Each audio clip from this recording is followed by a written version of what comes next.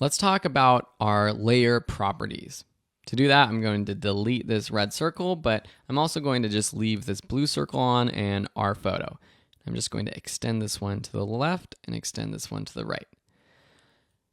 You'll see that when we created the shape layer that we automatically have some of these options already open, the contents and the ellipse option and the transform menu.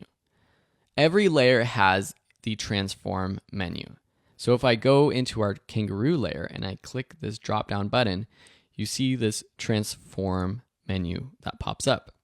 To open up this menu, all we have to do is click this little drop down and you'll see all of the transform properties. Anchor point, position, scale, rotational, and opacity. These are transform properties for every single After Effects layer. We already looked at scale. This is how you scale up or down a layer. Anchor point, we already kind of saw that with the pan behind tool. This is just the representation of it in pixels based off of where it is on your composition here. So if I take my pan behind tool and then I click on the anchor point and I move it around, you can see that it actually moves the anchor point numbers down in the timeline. Back with my selection tool, if I move this photo around my composition, now you can see that the position is also changing. We can also change these things just by clicking and dragging these numbers here in our timeline, or by clicking the number and actually putting in the exact number that we want.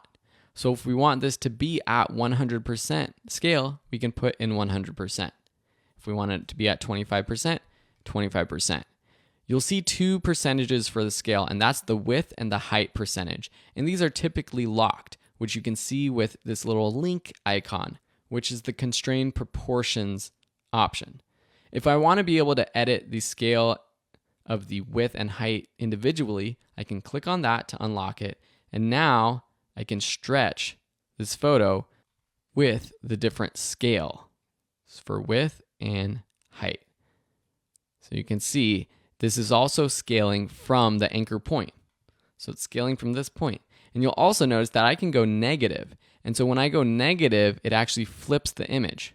If you want it to flip exactly from the center, an easy way to put the anchor point in the exact center is to hold the Command and Shift buttons down. And you can see now, as I drag the pan behind tool around, you see these crosshairs pop open, and this helps you, and it kind of locks the anchor point to the center horizontal and the vertical center lines. If we want it to be in the center, we can drag it and it snaps it to the center. Now you can see if we flip the scale, it flips exactly from the center of the image, which makes it a little bit easier. We have rotation, which we also saw before with the rotation tool. If we rotate, that changes that. And then the other thing we didn't see is opacity. So this is the transparency of this layer, also known as opacity. 100% opaque means that it's fully there. None of it is transparent. If we put it down to say 50%, and then we toggle on the transparency of this composition, you'll see that there is some transparency. Say we move this kangaroo above our blue circle, and then we turn on our blue circle again. Now we can see the blue circle behind our kangaroo. That's because we're at 50% opacity for this photo layer. I can turn off the toggle transparency grid, and you can still see that this circle is behind this photo layer. So let's bring that back up to 100%. All of these transform properties have their own keyboard shortcut, and by the end of this course, you will be well aware and fluent in using them. So for anchor point, it's A. For position, it's P. For scale, it's S. For rotation, it's R. And for opacity, can you guess what it is? It's actually not O, which would make so much sense, but it's actually T, which you can think of as transparency. So with any of these layers selected, you can bring up those different properties. And if you want to quickly close down this layer, instead of just clicking this triangle button, which is relatively fast, but I think keyboard shortcuts make everything faster, you can use any of those buttons, for example, S to bring up scale. And then when you press S again, it closes down the scale property. So none of them are open. T again, closes it down. You can also select multiple layers in your timeline by shift clicking them or by control clicking them or command clicking on a Mac. And then you could bring up any of the properties together. So scale, T for opacity, A for anchor point, and so on and so forth. So if I drop this down and open it up again for the kangaroo image, we've gone through all of the transform properties.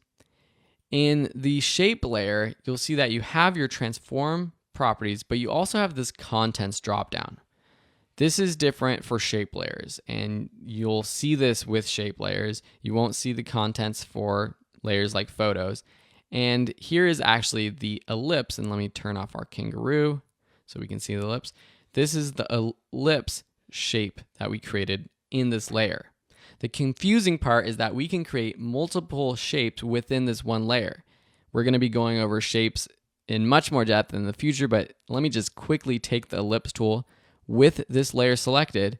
If I click and drag, you can see that I'm creating another circle.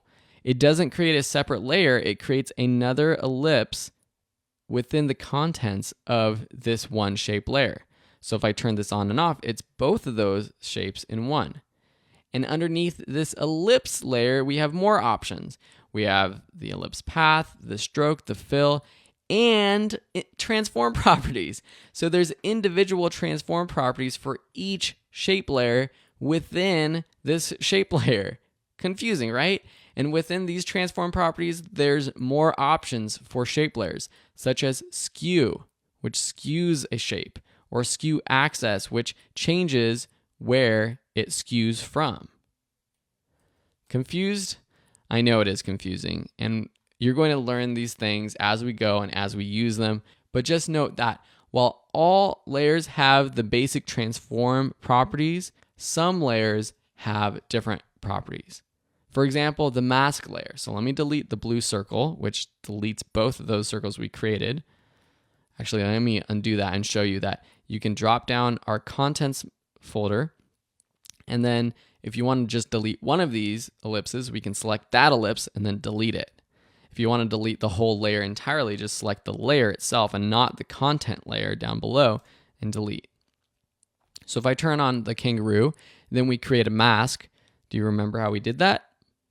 We went up and used the shape tool, such as the rounded rectangle tool or the pen tool.